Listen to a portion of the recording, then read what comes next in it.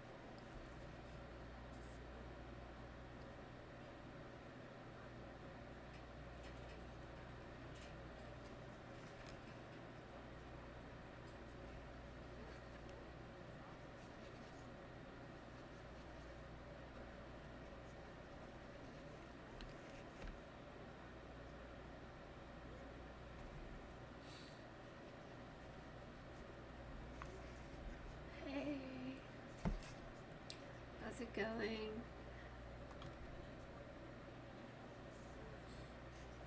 I don't know if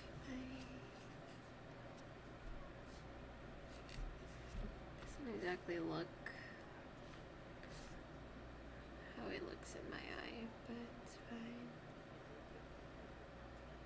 How's your day going? How's your night?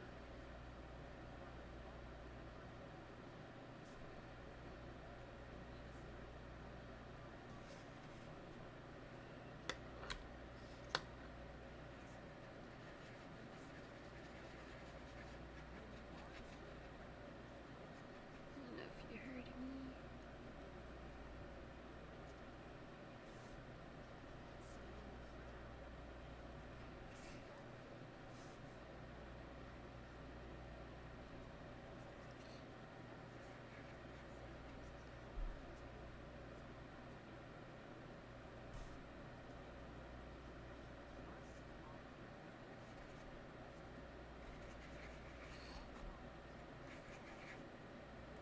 I just have like a narcissistic thing. I don't know, explanation video going on in the background.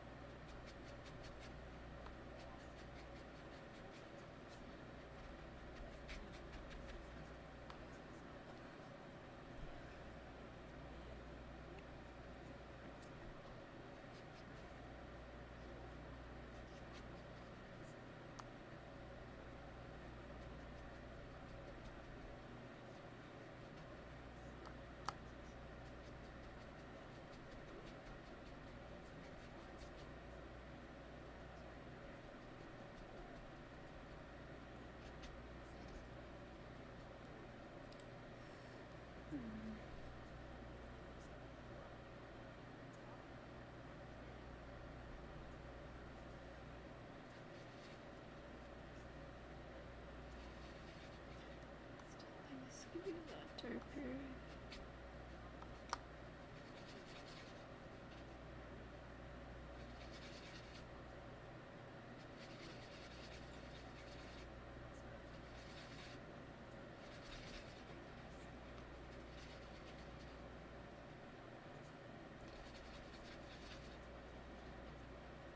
There's lots of greens and blues in this.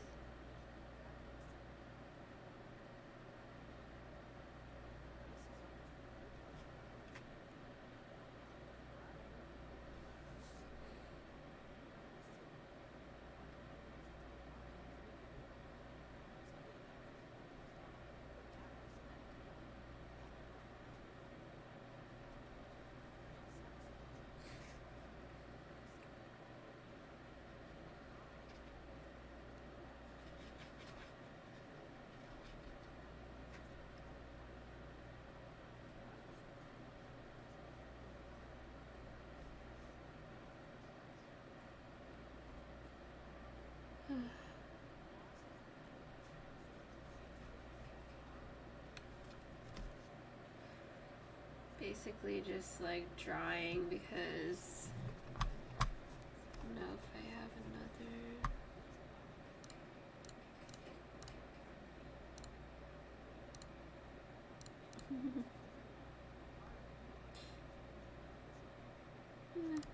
It's fine.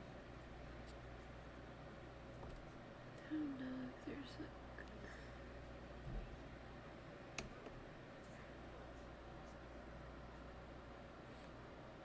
how it looks. Let me edit this.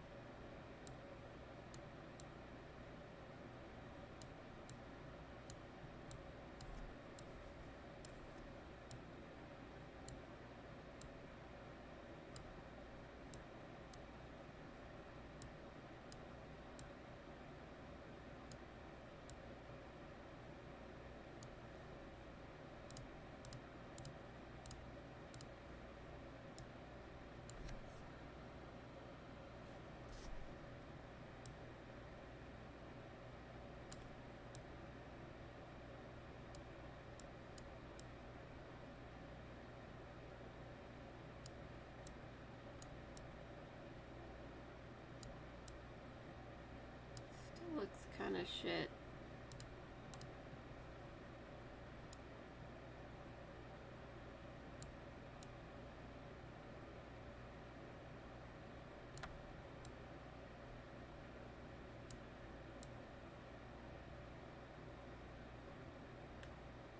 This is most accurate right here. I have another camera, but I just, oh, this kind of helps.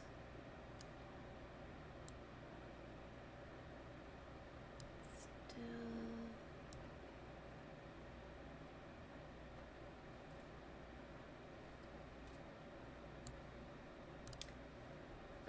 I don't know.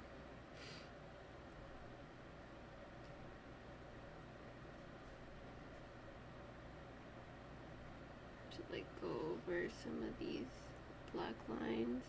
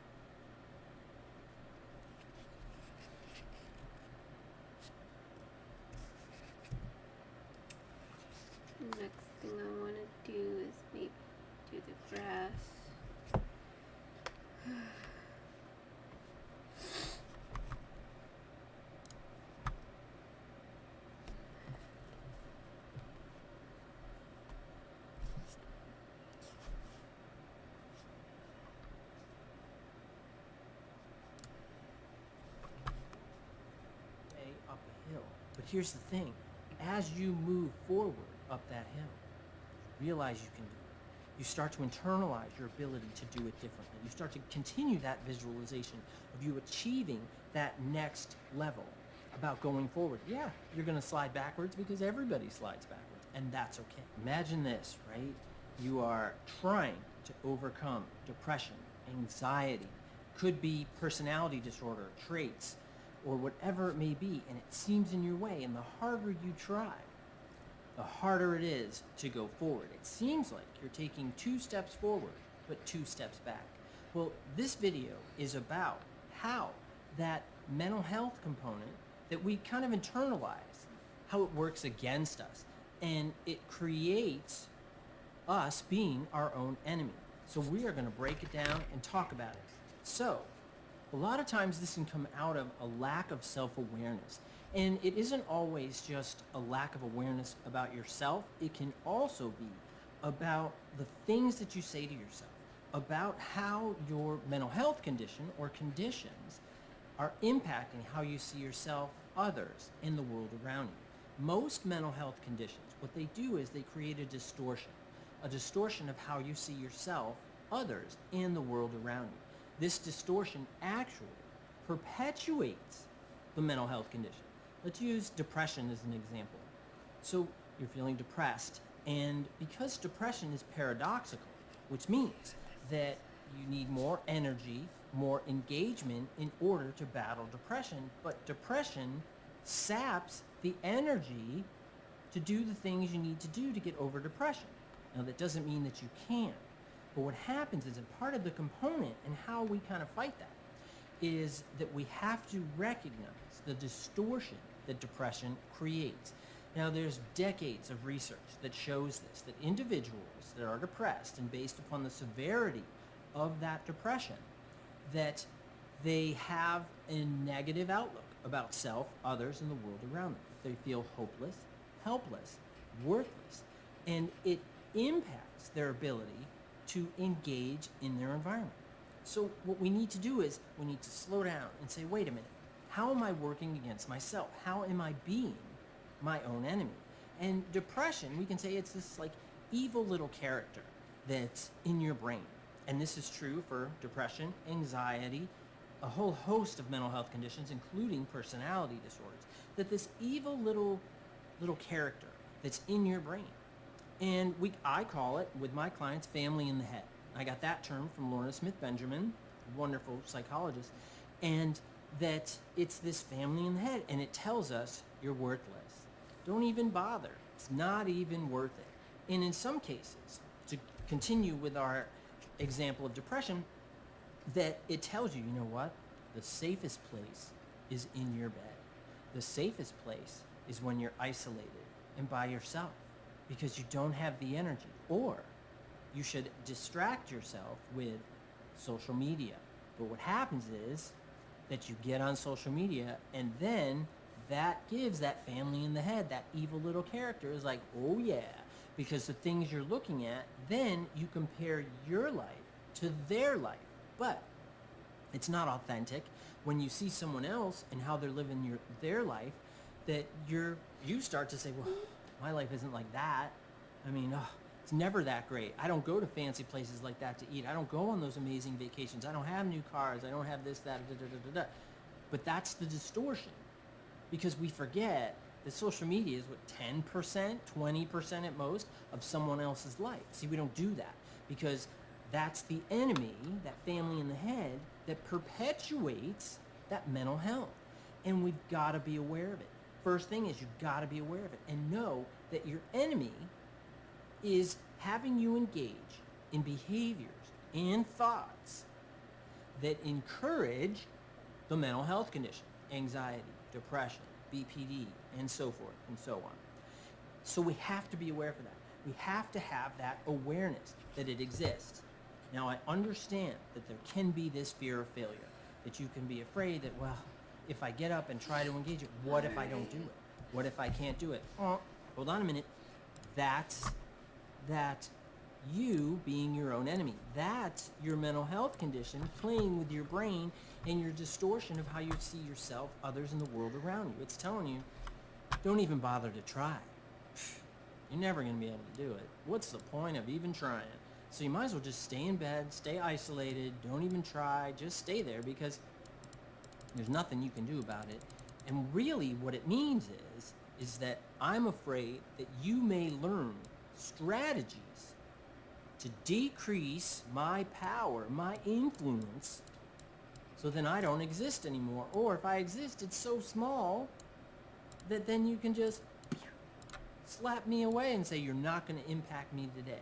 You're not going to impact me and how I am with my significant other, my family, my friends, or with myself. I'm going to get up. I'm going to brush my teeth. I'm going to shower every day. I'm going to take care of myself and even go for a walk every day. Whatever it is, doing those things. But it plays on that fear of failure, and so much so that it overwhelms you. And it's like kind of, being in the ocean, right? And you're in this life preserver, and you're kind of floating around. And what your mental health says, well, you're not just going to be floating on easy seas. I'm just going to plow you, right? Like in a perfect storm. You ever see that movie? Just pow. Just this massive, massive tidal wave after tidal wave after tidal wave. And that's what dealing with mental health feels like. It's just constant, over and over and over and over again, to the point where you kind of give into it a little bit. It becomes too much. It becomes too hard. Because a lot of mental health conditions are paradoxical. Is that in order to engage in the strategies, we need the energy to utilize that, but most mental health conditions sap the energy to do that. And so we expect these big grand things. Okay, I'm going to exercise every day. I'm going to eat right. I'm going to stop drinking, smoking, sleeping around, gambling, whatever it is. And I'm going to do it different this time. And then it says, no, you're not. And if you try, you're going to fail. And when you fail, you're going to realize that you're worse off because you tried and failed. What? That's a paradoxical thought. Because what we need to do is we need to get in our head first. We have to clear that distortion. We have to stop being our own enemy and stop perpetuating those mental health conditions. And I understand that this is hard because they start to get on replay, right? They start to feel like a broken record. And they play, and they play, and they play, and they play, and they play. And it's over and over again. And after a while, see, human beings are adaptive. We know that, right? So when we're in a situation, if we can't change that situation, right, we adapt to it and we think, oh, adapt. Well, that must be great. Well, not if we're adapting to negative circumstances that make us feel less than or takes away our sense of self-efficacy and agency to push back. See, then what happens is when we get a little boost, like if you're listening to this, as you're watching this video, perhaps you're like, yeah, I'm going to start thinking it and imagining it first. I want you to see it in your head. Right? I had a client many years ago. He told me, no one does anything without at least picturing it first. I'll never forget that. I was like, you know what? It's kind of true. Whether we picture it for a millisecond or we picture it for hours. What I want you to do is I want you to picture yourself, and this is going to be tough. And I don't want you to procrastinate. I don't want you to listen to that family in the head, to that evil little creature, right, that's in there that's telling you, that's too much work. No, it's not, because even if you're doing it for a millisecond, it counts. Because a millisecond can become 2 milliseconds, 5, 10, right? 10 minutes, 5 minutes, 5 hours, whatever it is. Everything grows. Because, to go back to our example about adaptability, that we can adapt to situations, but we can also adapt to mental illness. And adapt, even though it sounds good, we can maladaptively adapt. And that's where we stop fighting back. It's an old story about when they used to train elephants. What they would do is when they were baby elephants, they would tie these really strong ropes, right, around the elephant's legs. And the elephant would push, right, to get out. And the elephant can't as a baby. It can't. It tries and tries and tries and tries and tries and tries. Can't get out. So eventually, the baby elephant just gives up. And what's interesting is, as that elephant gets older, that they can still hold that elephant in place, with that same rope. And if the elephant were to even move, it could easily break that rope, easily, but it doesn't, because it learned and it adapted to its inability to break that rope. As it got older, as it changed, maybe at one point, depression, there was too much going on. You needed to slow down. Maybe it was anxiety that was telling you somebody you're around isn't safe, or something that's going on around you doesn't feel right, or whatever it may be. But where you are today doesn't mean, the elephant you are today doesn't mean that you can't break that rope.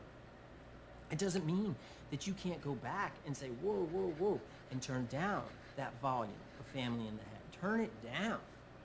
Push back on that evil little creature. And it's by doing that, it's having that image first. It's imagining yourself getting out of bed, eating right, just for a millisecond. It's seeing yourself healthier and the person that you want to be. If you don't see it in your head, you can't become it. And that can work for you or against you.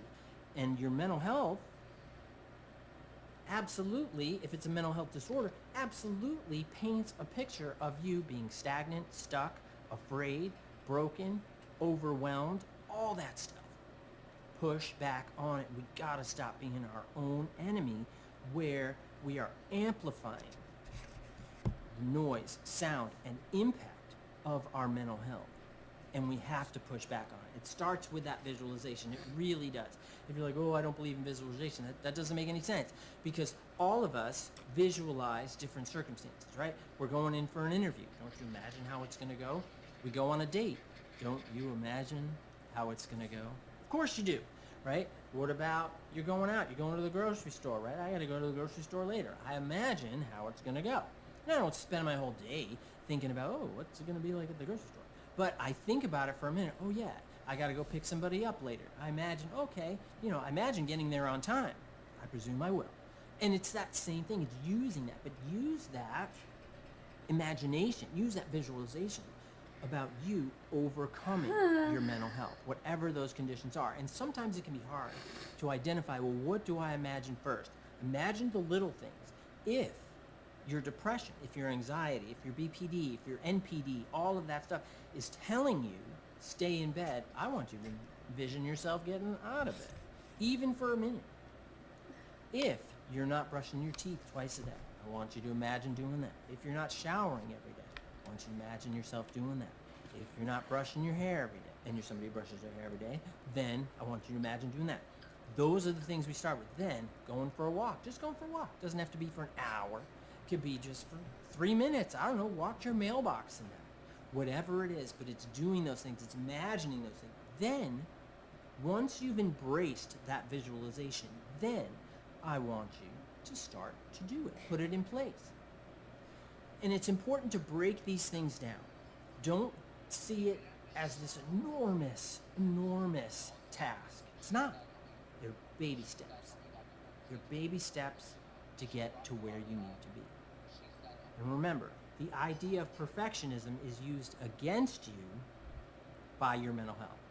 It's this idea that, oh, well, I'm going to magically get out of bed. I'm going to no longer be depressed or anxious or work against myself or have abandonment fears or feel guilty, shame, doubt, whatever it may be.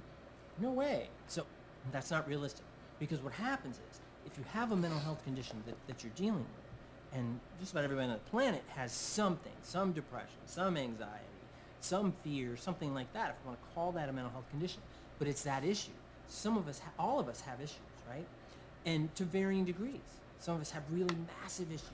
But if we see it as perfectionism, which is, and believe me, that family in the head, that evil little creature, wants you to see it this way, that you're going to get up and magically everything's going to be different, and you're going to use all that energy, by golly, and you're going to suddenly, shed your skin, right? Like a snake sheds its skin of your mental health condition, and everything is going to be magical and great.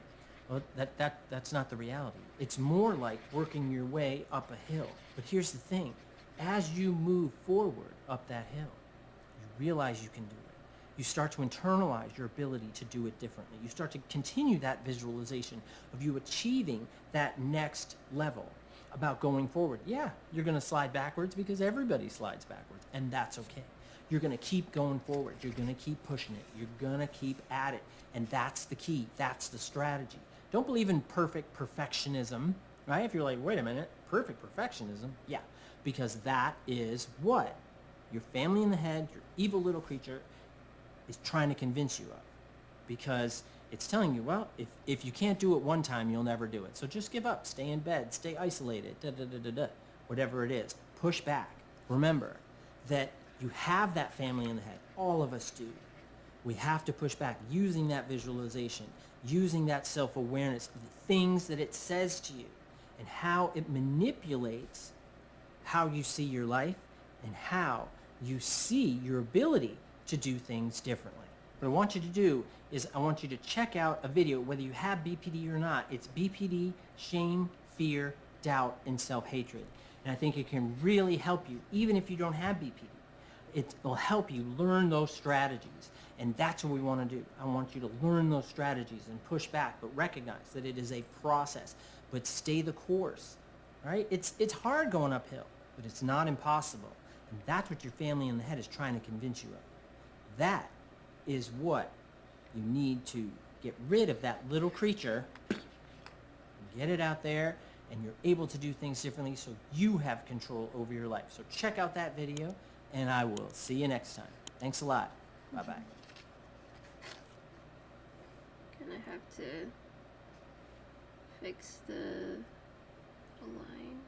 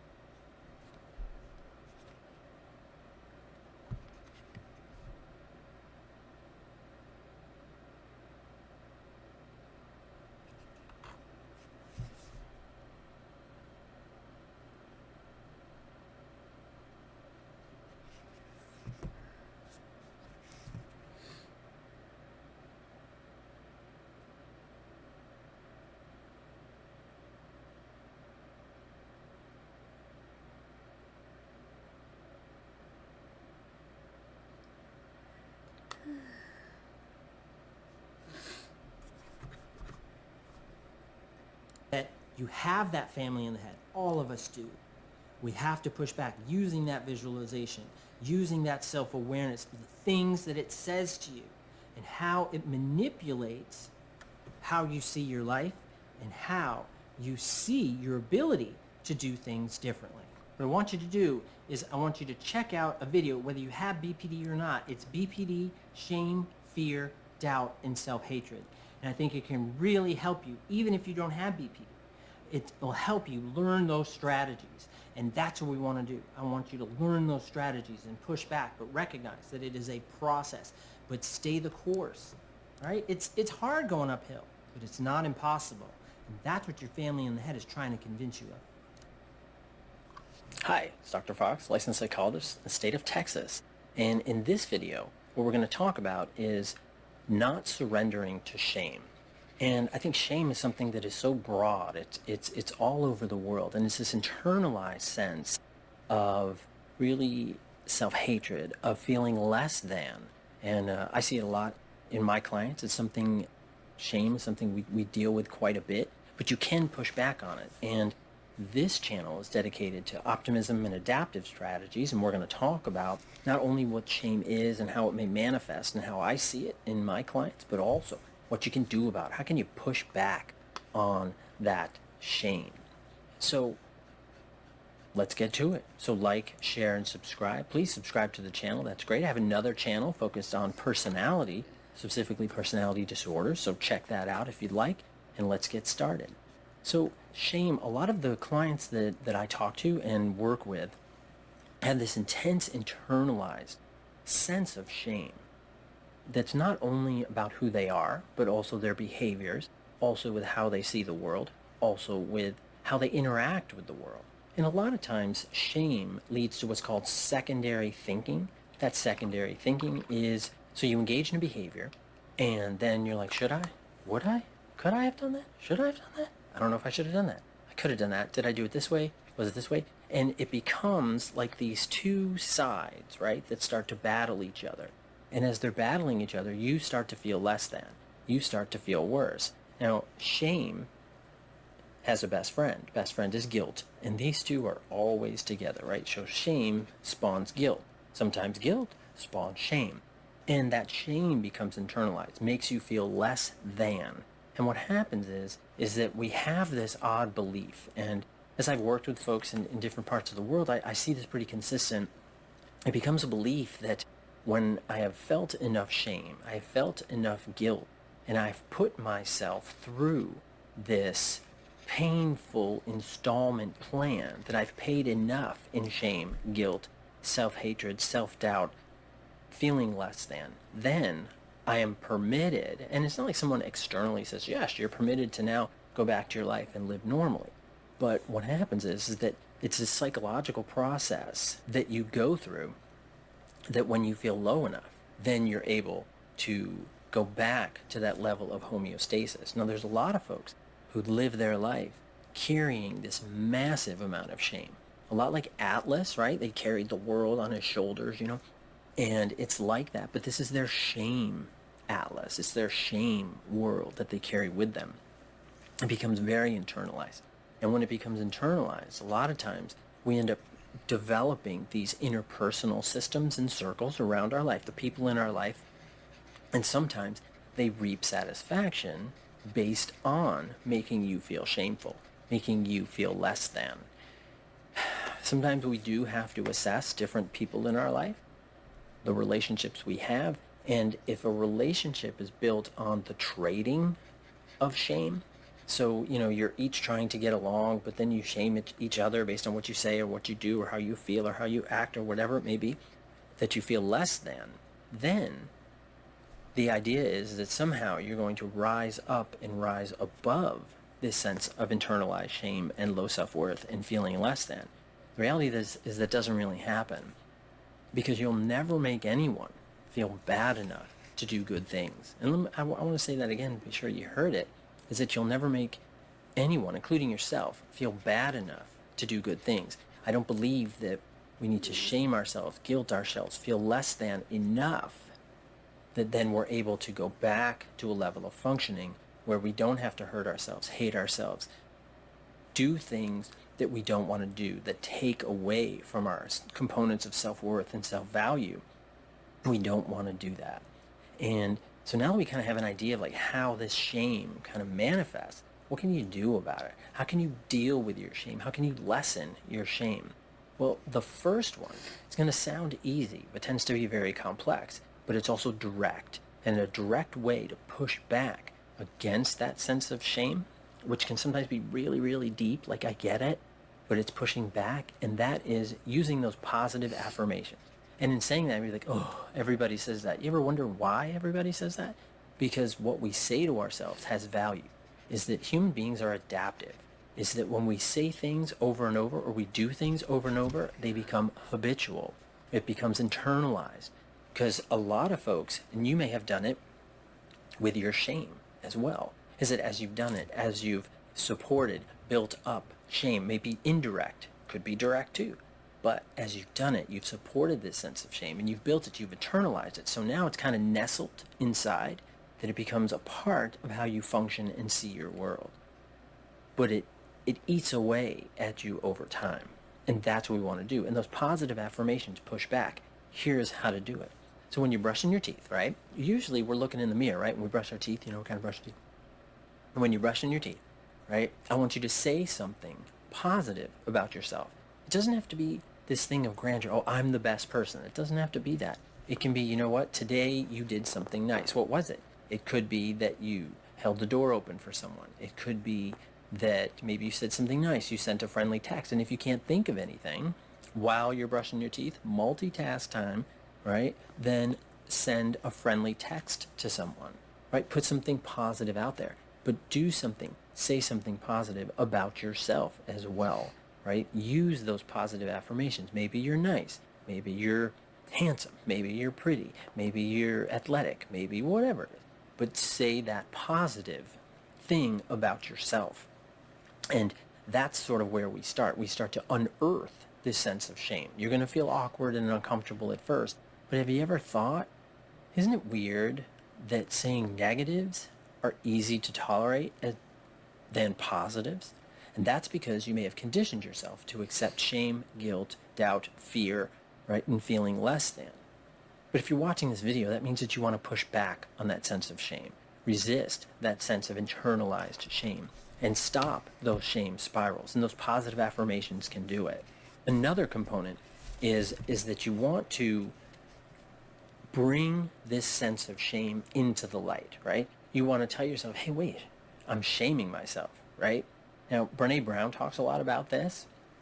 And I think that bringing it out, right, and discussing it, addressing it, and talking about it, maybe with a mental health provider or a close friend who doesn't shame you, who doesn't use that shame against you, is very important, because shame breeds in the dark. So what we want to do is we want to bring it out into the light. What is it? Discuss it, talk about it, and challenge it. And remember, right, if you're doing something and it doesn't hurt anyone else, it's not hurting you, it's not a detriment, you really have to sort of objectively kind of balance what that is, and is it worth feeling less than, shame, guilt, doubt, all of that. Another component is to distance yourself, right, is separate self-definition from the things that you do. Now, certainly the things that we do are certainly important, right, that they can reinforce certain perspectives about ourselves and how we interact with our world. But if you're doing something that makes you feel less than, I think it's worth not only examining, but questioning, is it something that you need to do, and should you keep doing it?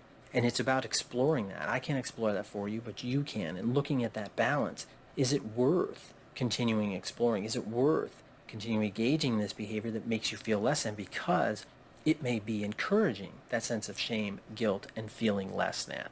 So we want to look at that behavior that reinforces that sense of shame and find other ways to maybe get that needs met, right? Find other ways of functioning that may actually decrease that sense of shame and help yourself grow and develop. And lastly, what we want to do is I want you to identify the things that activate that sense of shame. What are those things that make you feel shameful, guilty, less than? And those are the things that we want to work on to change, right? So as videos come out on this channel, this is something we're going to talk about. Looking at those triggers, looking at those activations, managing them effectively, pushing back on those things to lessen that sense of shame, guilt, doubt, depression, anxiety, other issues, so you can push back, do things differently, and see yourself differently. That's what this channel is all about. And I hope that you find this video helpful. Please leave any comments you may have in the comment section. That would be great. Thank you very much. I appreciate your time and attention. Like, share, and subscribe, and check out my other channel if you want. Thank you very much. Take care. Bye-bye.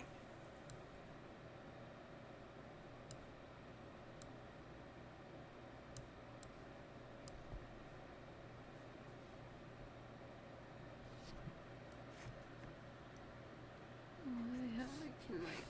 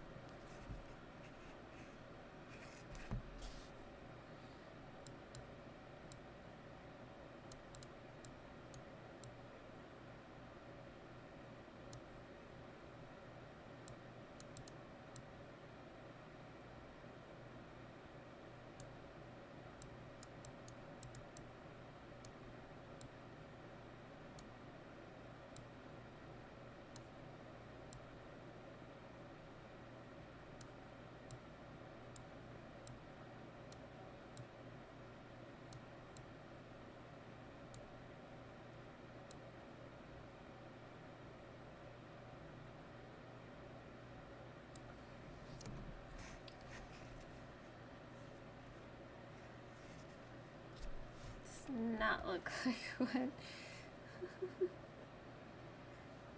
no idea what to do. Oh, shoot.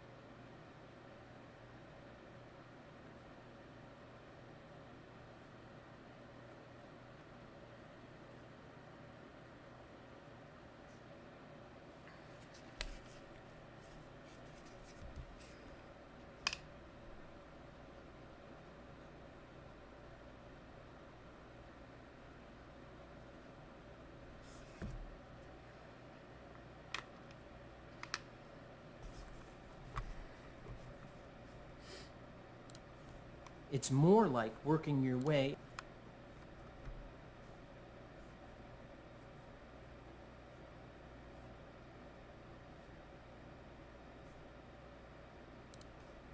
A lot of times, that family in the head tends to be mom, dad, brother, sister, cousin, people that you're close to that are in your head, and you've internalized that voice about how much of a loser you are, or how you can't do this, you can't do that, you'll never be happy, you'll never be good enough. You got to push back on that. That is a manipulation that you've internalized, and you've turned it on yourself. Stop being your enemy and be your ally. And that's what you need to do. Can you really overcome the pain and scars of having a narcissistic parent? At the end of this video, you'll know the tools you can use to break free from that narcissistic parental influence. So let's break it down and let's get into it. First, let's define what narcissistic parental influence is. So first and foremost, it is a pattern of self-centered behavior by your parent. So everything they do has to come back on them, and it has to glorify them as an individual, has to empower their ego. Also, they tend to lack empathy towards your needs and feelings. So as you were growing up, we all encounter stuff where we're challenged, right? There's different things we're struggling with, school, friends, a whole host of stuff. And what happens is that the narcissistic parent is usually like, well, that's not really important because it doesn't pertain to me. So we don't see any empathy towards your struggles, towards your concerns, your feelings, your fears, and issues. And also, narcissistic parents, they engage in a lot, or they tend to engage in emotional manipulation. And this is an invalidation of your emotions. And this is, just like I mentioned, that's when you do have a sense of fear or a sense of pain, that perhaps it's your first breakup. Oof, remember that? Oh my God. That's terrible for everybody, because you feel like, oh no, that's the end of this relationship and I'll never date again and all this other stuff. And hopefully, you have a parent who understands that, remembers their experience, and they're compassionate about it. Your narcissistic parent isn't. Your narcissistic parent is typically like, well, you're going to have so many relationships in your life, and this was nothing. Or they might say something like, well, that person was terrible anyway.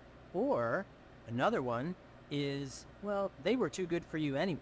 So you weren't smart enough, pretty enough, handsome enough, muscular enough, fast enough, whatever it is, for that person. So I'm not surprised they left you at all.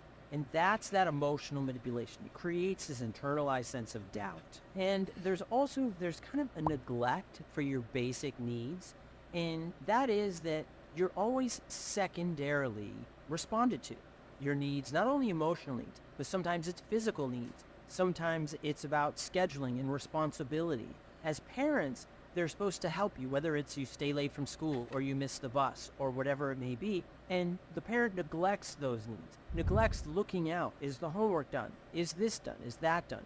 Are they following up? Are they making sure that you have everything you need to move forward in your life and deal with the challenges and successes that you encounter? And there's also this tendency for this imposing unrealistic expectations that you probably felt, and that is that you have to be the best. Well, the best at what? Well, you have to be the best. You're always supposed to be the best. Every grade has to be 100, and if there's extra credit, don't forget, it's got to be 110. So you're always trying to reach this goal, right? This attainment, but it's not well defined, so you never know where you are. Are you close? Are you far? Are you succeeding? Are you failing? So you don't know, and it creates this internalized sense of doubt. So these parents have these imposing unrealistic expectations, or what it may be, and I think this is a great example that a client once told me many years ago, that his mom would have the expectation that every time at bat, he would hit a home run. Now, the reality of that is that you're not going to hit a home run every time you're up at bat, but the narcissistic parent expectation is that you are representative of me. So that means it's a home run every single time that you come up. By the way, if the parent were to go up to bat, they're not going to hit that home run either, but that doesn't matter. That's part of the narcissistic perspective and influence. I don't have to do it. I just have the expectation of you doing it, and that makes it okay. And then there's also challenges in forming a healthy sense of self and identity. And this goes to all those issues, all of those concerns. And this is why a lot of individuals that are children of narcissistic parents, they often have this sense of brokenness inside, this sense of uncertainty and low self-esteem as to who they are, what they can achieve, and their own sense of value. Because the parent used the child as a receptacle, so to speak, of their own fears, doubts, shame, and failures. So what happens is that child, the individual, and you may have encountered this as well, you internalize it. You internalize that view of self. You internalize a lot of that self-doubt. So you don't know which way to go in life. How can I know which way to go to be successful if I'm trying to please you, trying to please myself, trying to please society, trying to do all of these things? So instead, a lot of individuals go inward. And that inward can be anger. Anger turned inwards is often depression, anxiety, other types of issues. If it's external, sometimes it becomes alcohol abuse, could be drug abuse, could be gambling, promiscuity, a whole host of things. So that's a big component, and that's kind of that definition or explains that parental influence. Now let's talk about the most salient points to claiming or reclaiming your identity. First, you gotta have self-understanding. You have to understand yourself in a fundamental way and how that helps you grow. Huge statement. Whoa. So self-understanding first is asking yourself what you want and what you need. Huge questions. And I get it. Those are hard questions. So it's going to take time to think about it. You can think about it in the car. You can think about it when you're in the restroom. You can think about it in the shower. You can think about it anytime. What I want you to do is get out a piece of paper, line down the middle, want, need. What are these wants and needs for you? Don't worry about anybody else. And if you're not sure, a mental health provider can sometimes help to not only distill a lot of that confusion, and we can get to the nitty-gritty of it, but also can help kind of point you in a direction of which way to go. So that self-understanding is a huge component to understanding your identity. Next is that authenticity. And this is you have to live authentically and align it with who you really are. You have to live your true self. You have to live in a way that matches up to your values. What are your values? Do you believe that everybody should be nice to animals? Are you nice to animals? Are you somebody who believes that you should exercise and eat right and take care of yourself? If you believe that, are you living it? Are you living your views and values? Are you being authentic with your own self and with how you interact with the world? That's a huge component of your identity. And it goes to the next one, which is empowerment. And this is knowing that your identity empowers, it fuels you making better decisions. When you make decisions that help move you in a healthy direction, an adaptive direction, that is empowerment. And you feel stronger, you feel more committed. When you have to ask everybody their opinion to know that it's okay to do A, B, and C, you're giving away your sense of power. You're removing that sense of empowerment. I want you to make decisions for you that move you forward. What is that decision making? If you want to be a better, like me right now, I'm practicing guitar a lot, and I took a break for like 20 years, so really I went back to zero. And so if I want to be a better guitar player, then what I need to do is not ask everybody, am I good, am I good, am I good? But what are my goals? What do I want to achieve? And what does that look like? And that's my own sense of power. Because if I ask everybody, they're going to give me a bunch of different songs to play for them, and over time I could simply learn those songs, but that's not going to give me that sense of fulfillment or empowerment about being comfortable with the instrument.